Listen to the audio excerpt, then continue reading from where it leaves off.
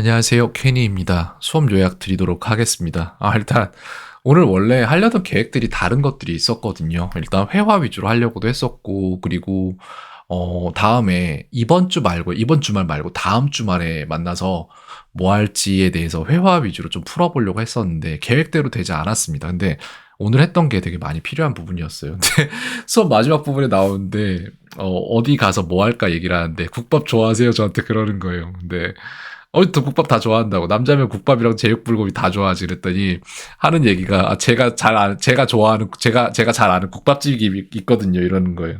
그게 너무 웃겨가지고 수업 끝나고 참 많이 웃었네요. 무튼 오늘 했던 거에 대해서 말씀을 좀 드려야 될 것 같은데요. 파닉스 부분에서 계속해서 같은 문제들이 발생을 하고 있고 거기에 대한 해결책을 정말 끊임없이 고민을 하고 있어요.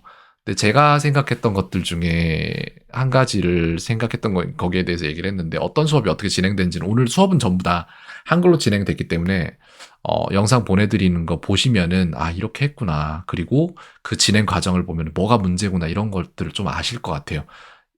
한번 말씀 드려보겠습니다. 뭐냐면은 이런 게 있어요. restaurant이라는 단어가 있죠. 근데 레스토랑이 철자가 이렇게 돼요. 레스타우란트거든요. 절대 레스토랑이라고 소리 나지 않아요. 써진 거랑 완전 달라요. 왜 그러냐? 이게 애초에 영어가 아니고 그래서 이런 게 너무 많아요. 세상에 T로 끝나는데 NG 발음이 나잖아요. 응 발음이 나잖아요. 끝에 프랑스어겠죠 원래. 그래서 저는 이거를 외울 때 그리고 지금 또한 제가 스펠링 안 틀리기 위해서 속으로 레스타우란트라고 기억을 해요. 근데 문제는 뭐냐면은 나는 하는데 왜 제이스 학생은 못하나? 이게 문제거든요. 왜냐면은 파닉스를 가르치는 사람들이 언젠가부터 제가 생각할 땐 거의 홍대병 수준인데 해야 할 거를 안 시키고 자기들이 패턴인지가 이미 된 상태에서 그냥 이렇게 하면 되잖아 라는 생각으로 뭔가 다른 방식으로 가르쳤어요. 근데 그렇게 했을 때 하다 보면은 그냥 그 사람들이 잘 가르쳐서가 아니라 그냥 하다 보면은 언젠가부터 그냥 자연스럽게 읽고 쓰는 게 가능해지는 아이들이 있어요. 근데 다 그런 건 아니고 안 되는 아이들도 있어요. 근데 안 되는 아이들의 숫자가 적은 게 아니에요. 제가 볼 때 많아요. 근데 예전에 배우던 방식으로 배웠으면 이 아이들은 상관없이 잘 배웠을 텐데 그게 아닌 새로운 이상한 방식으로 이상한은 아니에요. 제가 볼 때 그렇게 말할 수는 없어요. 근데 어떤 사람들에게는 도움이 되지 않는 방식으로 가르친 부류가 있었고 그걸 그렇게 했을 때 패턴화가 안 되는 문제가 발생을 합니다. 그래서 학생이 알아야 됐던 건 뭐다? 영어에는 소리 나는 대로 써지지 않는 단어가 너무나도 많다. 첫 번째 이해.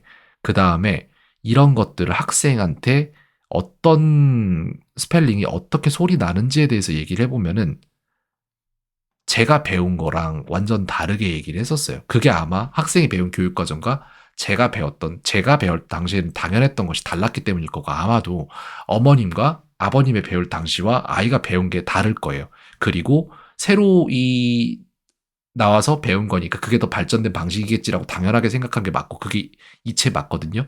근데 제 생각은 그렇지가 않아요. 자, 저 같은 경우에 R이 리을이고 N은 일단 에 발음이 난다 이런 식으로 알고 있고 이런 것들이 있는데 아이 입장에서는 이게 달라요. 이럴 땐 왜 이 소리가 나고 저럴 땐 저 소리가 나.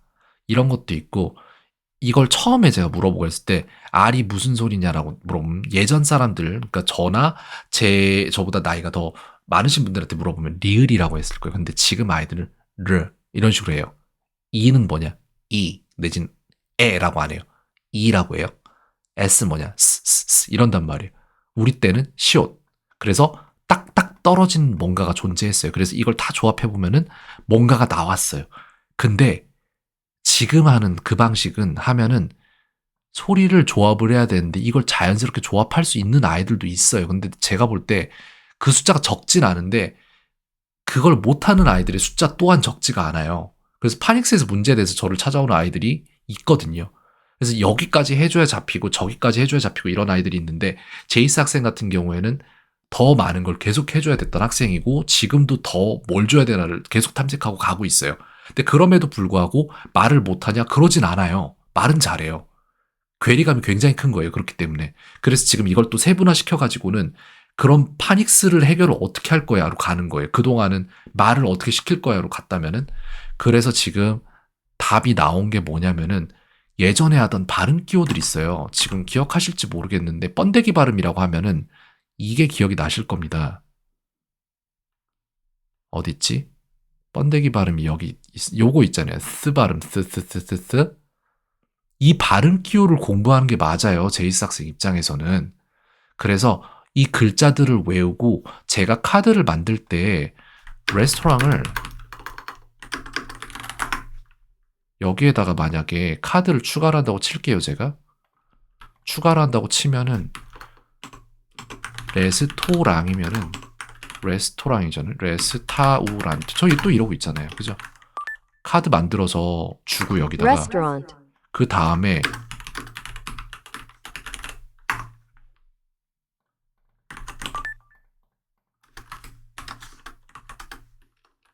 이걸 함께 주는 게 맞아요. 제가 볼 때.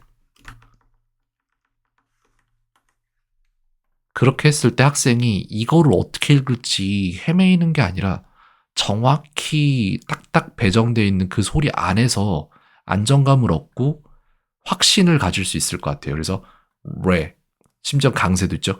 restaurant 이렇게 되거든요. restaurant네요. restaurant 이런 식으로. 제가 볼 때 학생이 가진 그 소리와 문자 사이의 패턴인지가 제가 볼 때 이 패턴 인지력이 낮아요. 일반보다. 그리고 거기에 대한 해독제는 의외로 굉장히 예전에 있었던 교육 방식인 발음 기호가 될 것 같습니다. 그렇게 해서 정확히 읽어낼 수 있다라는 그 안정감 안에서 많은 단어들을 보다 보면은 따라갈 수 있을 것 같아요. 일단 또 다른 문제점이 뭐가 있냐면 학생은 본인이 선택적으로 집중하는 거를 집중력을 오래 유지하지 못하는 걸로 저는 보고 있어요. 근데 인간이 하는 모든 행동들을 연구를 해보면은 할만하니까 하는 거거든요. 하면 되죠. 근데 할만해야 되죠. 둘 다 맞거든요. 그러면은 제가 할만하게 바꿔줄 수 있는 방법을 계속 찾고 있고 그걸 해주고 있는 중이거든요. 그래서 저는 이런 식의 카드 생성이 맞다라고 지금 생각을 하고 있어요.